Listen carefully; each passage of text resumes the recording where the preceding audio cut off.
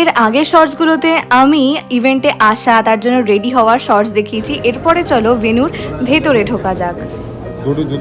Thank you. ভেতরটা ছিল অসম্ভব সুন্দর, বাট রেজিস্ট্রেশন ডেস্কে আমাদের আগে রেজিস্ট্রেশন করাতে হবে।